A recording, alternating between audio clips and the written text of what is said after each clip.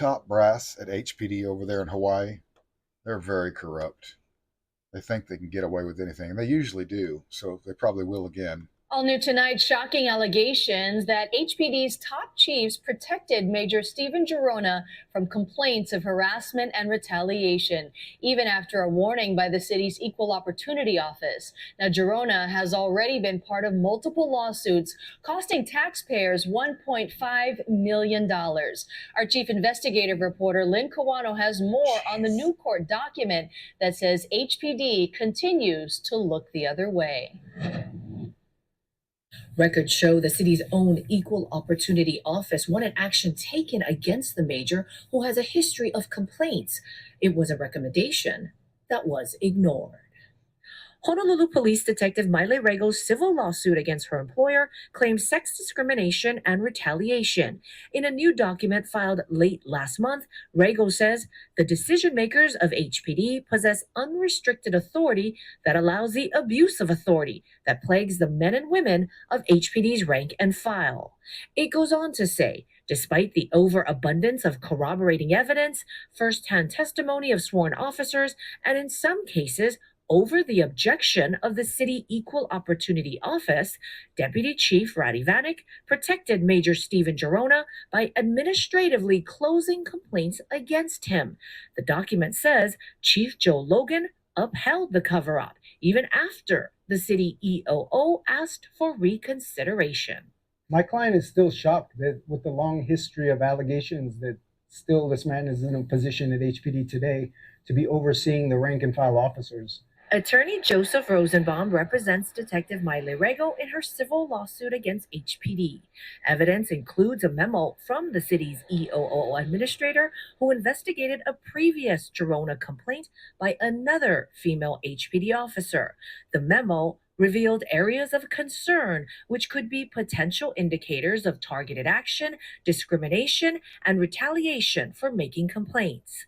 Therefore, the EOO administrator wrote, I am unable to concur with HPD's recommendation of no further action against Major Girona.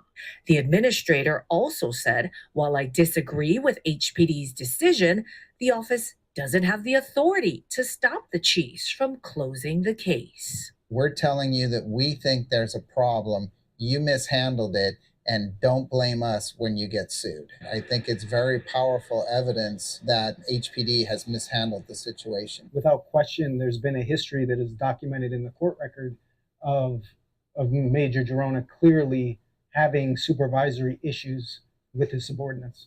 Major Girona remains in command of HPD's Major Events Division, supervising about 24 police officers. He was already part of previous lawsuits that settled for a total of $1.5 million taxpayer dollars. Trial for Detective Maile. What a corrupt knucklehead. Those old dirty cops over there in Hawaii. Pretty amazing. Well, you know why they don't care if they get sued? They don't care at all because they're not going to pay for it. You're going to pay for it, and I'm going to pay for it. Idiot cops. Cops cost cities millions and millions of dollars. But you know, they ruin lives. They cost people their future. And that's what they did in this case. Family members of a man who died after being tased by Mobile police see the body cam footage showing his death for the first time. WKRG News 5's Asher Red is here with us. And Asher, the Dallas family and their attorneys spoke to the media right after seeing that video. Yeah, and although the district attorney's office has closed this case officially, the Dallas family attorneys are taking it a step further, announcing a civil lawsuit against the city by the end of the year. This is one of the worst videos of a police killing that I have ever witnessed. That's the initial comment Dallas family attorney Harry Daniels made after watching the body camera footage showing Dallas's death. Reports show that Dallas was tased at least twice before he died of a medical complication, but the attorneys allege that at least 13 cycles of the taser could be heard in the video. Now, we don't know if those cycles actually struck his body, but we know it 13 times. Dallas's autopsy and toxicology reports were made public last week and obtained by WKRG. It says Dallas did not die as a result of the taser, but that an underlying medical condition mixed with the 4 drugs found in his system caused his death. The report says the physical struggle Dallas endured with the police was a catalyst to his medical complications. His death was ruled to be an accident. Daniels alleges the officers in the video did not attempt to help Dallas until after he went unconscious. One of the officers told him, "Shut the up."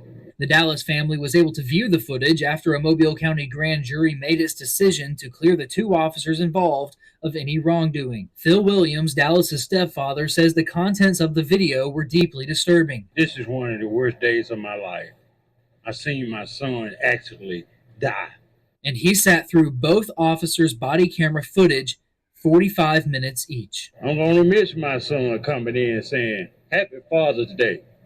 Happy birthday. Merry Christmas."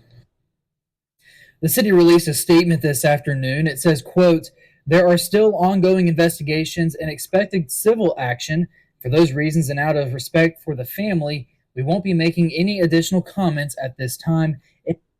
Well, that's a sad story. And once again, in this case, it's my opinion that cops didn't use any reasoning. And so, for whatever reason, this guy died from excessive tasing and complications, I guess, to, whatever was his normal life condition. But, the 2 together, his normal life condition, maybe he wouldn't have died that day, but he did after he got tased. So it's not looking good for these cops, at least in a civil suit. Cops treat each other with such special treatment. This is an amazing story. I did a little piece on it the other day about this cop in a standoff after shooting his wife, and they had SWAT and everybody out there, and then they just back away and leave the neighborhood. We'll just let him sleep it off, and then we'll come back and check on him. We'll look at his social media. Amazing.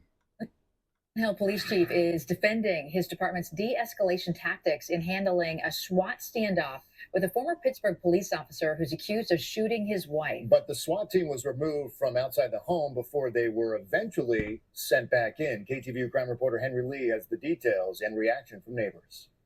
We really believed if we would have done anything else other than use time, there would have been loss of life. And we were, at the end of it, we were able to avoid that. Pleasant Hill Police Chief Scott Vermillion defending his decision to remove the SWAT team and leave former Pittsburgh police officer Chun Liam Seichow alone at his house after authorities say he had shot and injured his wife. Our adversary that night had military combat training. He was an ex-law enforcement officer. That was his ultimate goal, was to kill law enforcement and die by law enforcement. The chief says police didn't believe Seichow was a threat to the public at first, but that changed when he says Seichow made threats online after the police left. In one post on X, Seichow wrote, quote, "I will not comply with any foolish laws if I feel threatened. Then I will kill you. When I die, I know I will be in heaven, so it is okay." The top cop says it was clear then the SWAT team had to be redeployed. That led to a second standoff until the Marine veteran surrendered early Saturday morning. But not before. Police say he fired 30 rounds from an assault weapon from inside his home over the course of 2 hours, striking an armored SWAT vehicle. Seichow's house sits near the only way in and out of the Sherman Acres neighborhood. Residents could walk or drive past his house in between the 2 standoffs. Imagine if a UPS truck, a Girl Scout, happened to walk up to his house. That would have been a disaster. Anthony Saldivar says the police never should have left.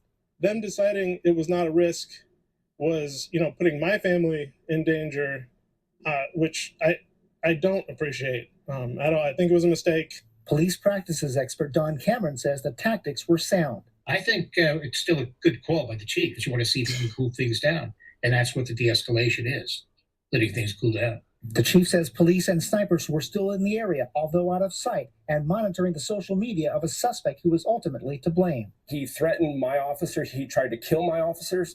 The fact that he's an officer or an ex-police officer makes me angry. The former Pittsburgh detective is being held without bail on numerous counts of attempted murder of a police officer as well as assault.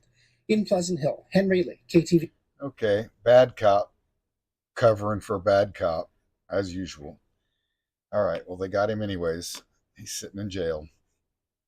Okay, folks, that's your bad apple report for the day. Thanks for tuning in to the Bad Apple Report here at home on the range, and thanks for hitting the like button. Please subscribe and share this video with your friends.